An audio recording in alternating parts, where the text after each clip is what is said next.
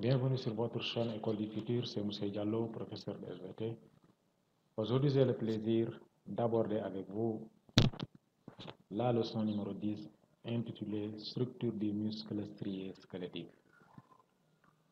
Avant de démarrer ce cours, j'aimerais d'abord vous faire un petit rappel par rapport à ce que vous aviez vu dans la leçon précédente qui concernait les activités réflexes, les actes réflexes.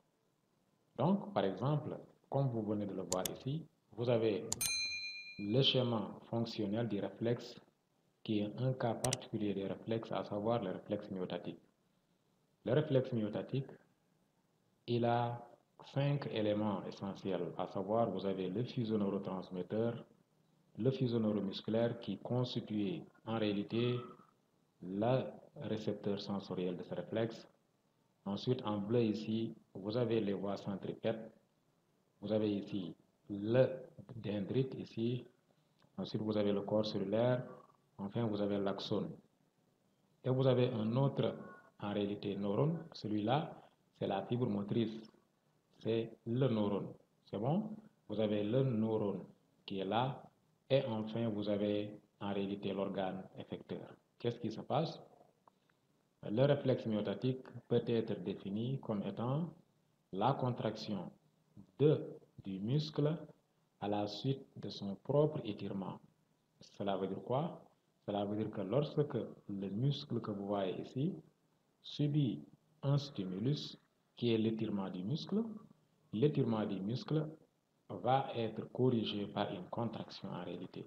On va dire l'étirement du muscle entraîne la contraction du muscle.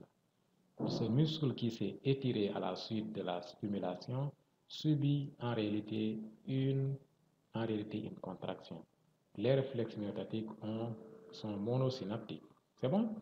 Donc, voilà pourquoi, après ce cours, il était très normal de voir en réalité la structure du muscle strié. Parce que dans ce cours-là, ici, qui concernerait les réflexes, nous avons simplement dit que le réflexe réalisait en réalisant en réalité une contraction.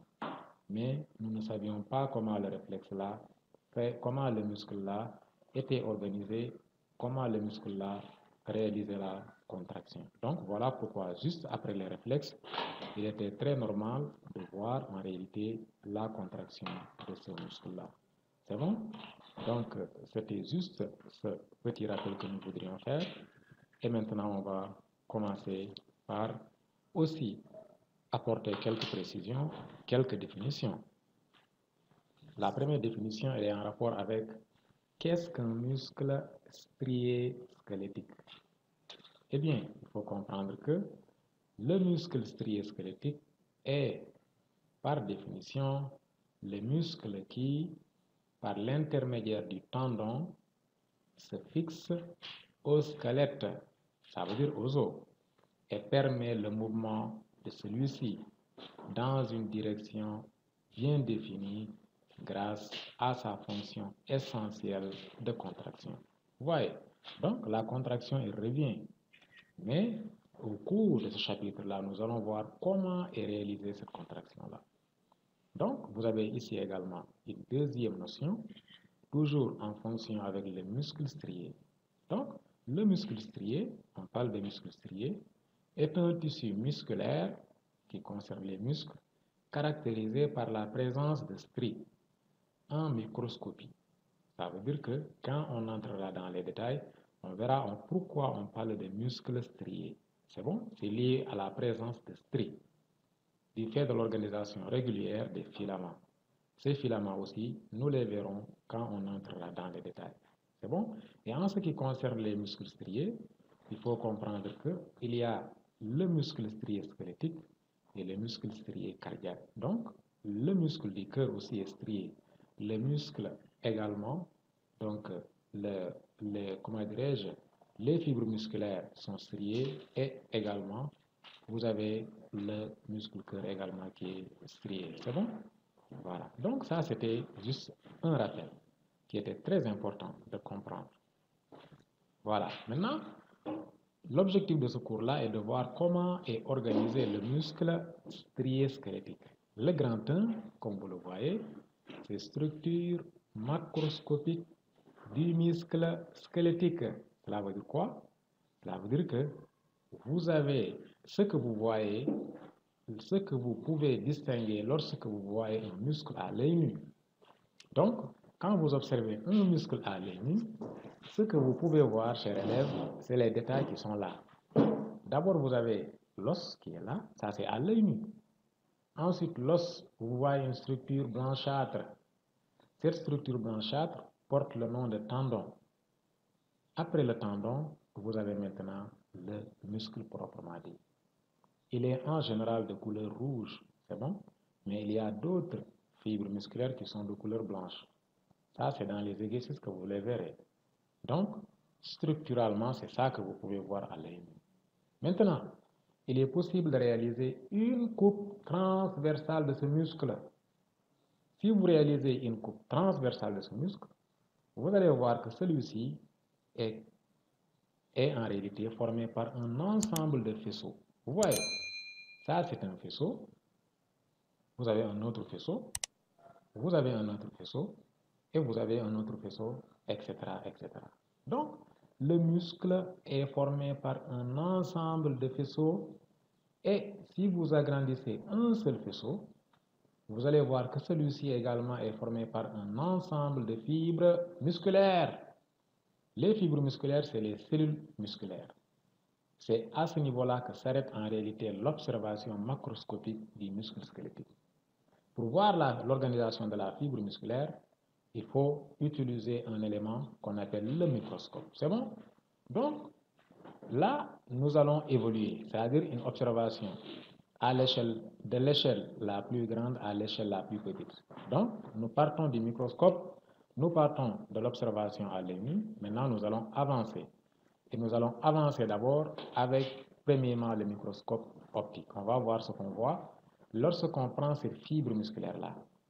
C'est à ce niveau-là, c'est ça qu'on va utiliser dans la suite. On prend cette fibre musculaire et on va l'observer au microscope optique pour voir comment est organisée cette fibre. Donc, voici le grand D. C'est la structure du muscle squelettique, d'abord au microscope optique, ensuite au microscope électronique. Toujours pour voir comment est organisé en réalité ce muscle-là. Donc, petit a, structure d'une fibre musculaire. C'est ce que vous avez ici dans ce schéma-là. Si vous observez ici, vous avez la structure d'une fibre musculaire. Vous allez vous-même, vous êtes capable de la décrire.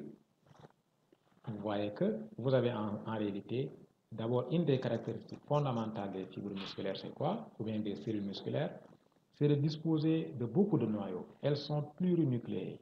Vous voyez, ça c'est un noyau, ça c'est un autre noyau, ça c'est un autre noyau, tout ça c'est des noyaux. Donc, contrairement à la cellule animale, à la cellule végétale classique, en réalité à la bactérie, en réalité à la levure, en réalité à la plupart des cellules que nous avons vues en classe de première, elles n'étaient composées que d'un seul noyau, à l'exception bien sûr de la paramécie qui avait des noyaux également. Donc la plupart des noyaux, la plupart des cellules que nous avions vues en classe de première étaient constituées que d'un seul noyau. Et là, en classe de terminale, vous voyez cette cellule-là, cette cellule qui est une fibre musculaire. Une de ses caractéristiques fondamentales, c'est quoi? C'est de disposer de beaucoup de noyaux. Donc, ces noyaux-là, en réalité, baignent dans un cytoplasme. Le cytoplasme de la cellule, de la fibre musculaire est appelé sarcoplasme. Vous voyez? Le sarcoplasme est entouré par une membrane plasmique. La membrane plasmique de la fibre musculaire est appelée sarcolème. Donc, chers élèves, je vous invite à vous approprier de ce vocabulaire-là, parce que c'est à la suite de ça que vous allez être capable de manipuler les exercices. Une autre caractéristique fondamentale qui va intervenir dans les mécanismes de contraction est liée au fait que la fibre musculaire contient un organisme essentiel appelé mitochondrie. Vous voyez, la mitochondrie, on retrouve beaucoup de mitochondries dans les cellules, en réalité dans les cellules musculaires. Ces mitochondries-là sont les centrales énergétiques et que pour se contracter, comme nous le verrons dans la suite, il va falloir avoir beaucoup d'énergie. Cette énergie-là proviendra essentiellement en réalité des activités qui vont se dérouler dans la mitochondrie. Donc, globalement, voici ce qu'on voit quand on prend une fibre musculaire et on l'observe au microscope optique. C'est bon? Il y a également des éléments qui peuvent sauter à l'œil nu. C'est quoi? C'est-à-dire une alternance, comme vous le voyez dans la figure de la droite. Vous allez voir une alternance de ce qu'on va appeler bande claire, ici, comme c'est le cas à ce niveau-là, une alternance de bande claire.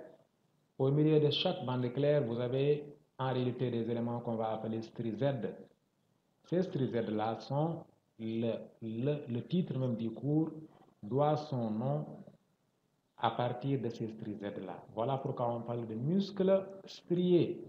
En réalité, strié, c'est lié à la présence de ces stries Z. Donc, je disais que vous avez une alternance de bandes claires et de bandes sombres. C'est ce que vous voyez.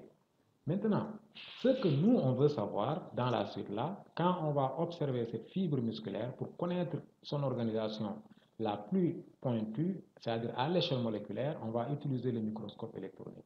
Nous allons maintenant entrer dans un élément qui va être situé entre deux stries Z, qui va constituer l'unité structurale même, en réalité, de la fibre musculaire. Tout le fonctionnement va concerner cette unité-là. On l'appelle le sarcomère. Pour connaître son organisation, on ne va pas se limiter à l'utilisation du microscope optique, mais on va utiliser un autre type de microscope qui a un grossissement beaucoup plus élevé, à savoir le microscope électronique. C'est bon? Voilà. Ici, si vous observez au microscope électronique, une fibre musculaire, ici, ce qui est ici à gauche, c'est ce qui est observé grâce à un microscope optique. Comme je l'avais dit, une alternance, si vous observez la fibre, une myofibrie, vous allez voir une alternance de bandes claires et de bandes sombres. Maintenant, si vous voulez connaître les détails de l'élément situé entre deux stries Z qu'on appelle sarcomère, qui constitue l'unité structurale et fonctionnelle en réalité de la fibre musculaire, c'est le schéma de la droite là que vous allez voir. En effet, vous verrez que l'observation de ce sarcomère-là montre quoi? Qu'en réalité, au niveau des bandes claires qui est là, nous avons exclusivement en réalité une protéine qu'on appelle actine. On parle de filaments d'actine. Regardez bien les filaments d'actine. Les filaments d'actine sont accrochés en réalité aux stries Z. C'est ce que vous voyez ici. Vous avez actine, actine, actine qui est là aussi. Donc, à partir de chaque strie Z par des molécules d'actine ou bien des protéines d'actine. Et maintenant, la bande sombre que vous avez observée est constituée par les actines, mais en plus des actines, il y a un autre myofilament beaucoup plus épais qu'on appelle le myofilament de myosine. Vous voyez, donc ici vous avez les myosines qui sont là, qui sont beaucoup plus épaisses. Donc, si on vous demande de représenter dans une évaluation, prenez le soin de mieux agrandir, d'épaissir en réalité les myofilaments de myosine par rapport aux myofilaments d'actine. Donc voici comment est organisé un sarcomère. Vous avez une bande H en réalité qui est là. Vous avez ici une bande claire et du coup vous avez une bande sombre. Donc globalement, vous avez le sarcomère est délimité par deux stries Z. À l'intérieur de ces stries Z, vous avez deux catégories de protéines, à savoir les actines et les myosines. Les myosines sont beaucoup plus épaisses que les actines. Vous avez en outre les bandes H, les bandes I et les bandes en réalité A. C'est bon? Voilà. Donc, voici comment est organisé en réalité le muscle. Donc, en réalité, c'est comme ça qu'il faut savoir en ce qui concerne l'organisation du muscle. C'est bon? Donc, aujourd'hui, comme je l'avais dit, ce cours-là, c'était juste pour connaître comment est organisé le muscle, pour ensuite envisager, voir comment fonctionne-t-il. Parce que pour connaître le fonctionnement en réalité d'un organe, il faut savoir comment est organisé cet organe-là.